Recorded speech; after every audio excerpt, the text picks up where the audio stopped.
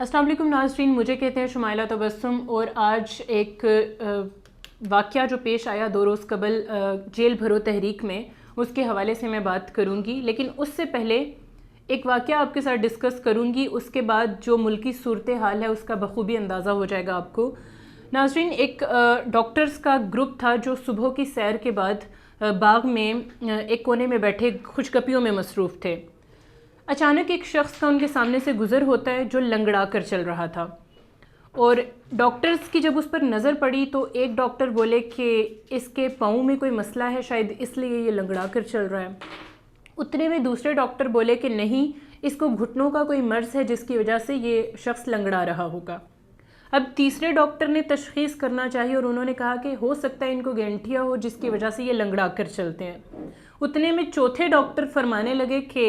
نہیں، ان کے کمر کے مہروں میں کوئی مسئلہ ہے، شاید یہ اس لیے لنگڑا کر چل رہے ہیں. اس سے پہلے کہ پانچواں ڈاکٹر کوئی تشخیص کرتا، وہ شخص ان کے قریب آتا ہے اور ان سے کہتا ہے کہ سر، یہاں پر کوئی موچی ہے،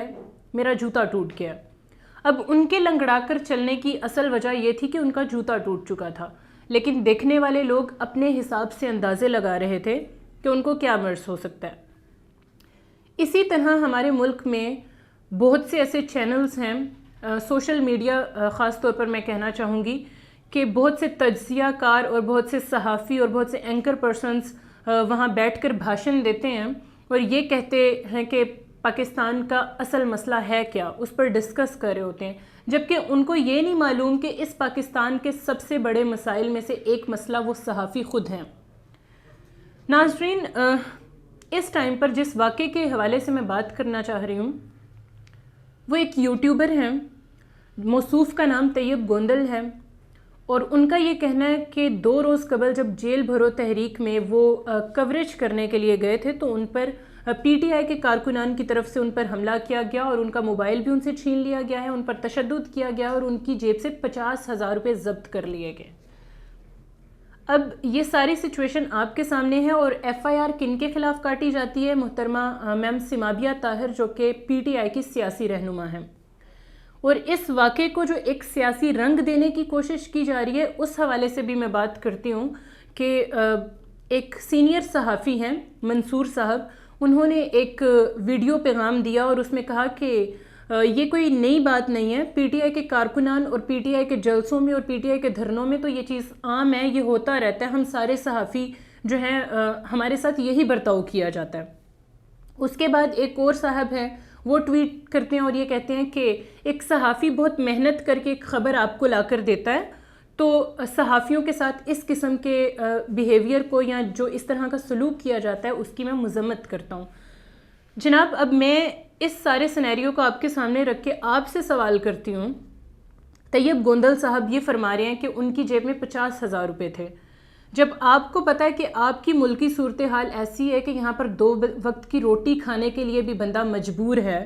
وہ 2 وقت کی روٹی نہیں پوری کر پا رہا، تو آپ کو یہ بھی پتا ہے کہ آپ کسی پبلک ٹرانسپورٹ میں بھی ایون جاتے ہو تو آپ کی جیب کترنے والے جیب کترے گاڑیوں میں گھوم رہے ہوتے ہیں، آپ کو پتہ بھی نہیں چلتا اور آپ کی جیب کاٹ لی جاتی ہے. آپ رستے سے گزر رہے ہوتے ہیں تو آپ کے ہاتھ سے فون چھین کر لے جاتے ہیں. جب آپ کے ملک کی صورتحال ایسی ہے، ماشاءاللہ سے آپ کے حکمرانوں نے اتنی مہنگائی کر دی ہوئی ہے کہ لوگ 2 وقت کی روٹیوں کے لیے چوری چکاریوں کے اس پہ بھی اتر آئے ہوئے ہیں، تو آپ ایک دھرنے میں یا ایک جیل بھرو تحریک میں یا کسی جگہ پر جا رہے ہیں جہاں پر ہزاروں لوگوں نے آنا ہے اور وہاں پر آپ کو پاؤں تک رکھنے کی جگہ نہیں ملتی، آپ وہاں پر 50,000 روپیہ لے کر کیا کر رہے تھے؟ آپ خبر ڈھونڈنے گئے تھے؟ آپ صحافی کہہ رہے ہیں خود کو؟ پہلی بات تو یہ کہ آپ ایک یوٹیوبر ہیں، آپ ایک صحافی ہیں نہیں. آپ کا اپنا ریکارڈ کیا ہے وہ بھی میں ابھی آپ کو بتاتی چلوں کہ جناب پریس کلب کی طرف سے ایک نوٹس دیا گیا تھا جس میں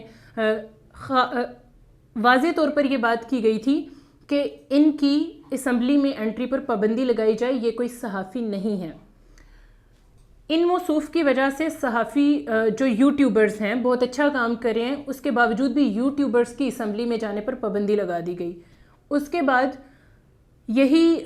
نام نہاد صحافی جو خود کو صحافی مانتے ہیں، اے ڈی سی صاحب تھے کوئی، میں ان کا نام نہیں لوں گی، ان کی جانب سے بھی اس بندے پر حد تک عزت کا دعویٰ کیا گیا. ٹھیک ہے. اس کے بعد یہ موصوف ہیں یہ کہیں جاتے ہیں مساج سینٹرز میں اور وہاں پر خفیہ ویڈیوز بنا کر لے آتے ہیں اور اس کے بعد یہ ان کو بلیک میل کرنا شروع کر دیتے ہیں. یہ سارے واقعات وہ ہیں جو موصوف کی زندگی میں ان کے ساتھ پیش آ چکے ہیں، اور اس کے بعد اب یہ پی ٹی آئی کی جماعت اور ان کے کارکنان پر الزام لگا رہے ہیں اور یہ کہہ رہے ہیں کہ مجھ سے میرا موبائل چھینا گیا، مجھ سے میرے پیسے ضبط کر لیے گئے اور مجھے مارا پیٹا گیا، میرے کپڑے تک پھاڑ دیے گئے. اور اس کے بعد ان کے دکھ میں شریک ہونے کے لیے صحافی اٹھتے ہیں اور کہتے ہیں جی ہم اس کی پرزور مذمت کرتے ہیں کہ پی ٹی آئی کے لوگوں نے ایسے کیا.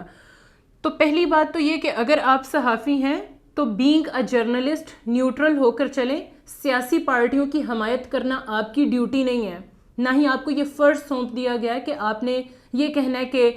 پی ٹی آئی کے کارکن تو یہ کرتے آ رہے ہیں اور پی ٹی آئی کے دھرنوں میں تو یہ چیز ایک معمولی سی بات ہے اور ہوتا رہتا ہے. اگر آپ ایک صحافی ہیں تو آپ نے کسی پارٹی کی حمایت میں نہیں بولنا، آپ ایک صحافی کی حمایت میں بولیں.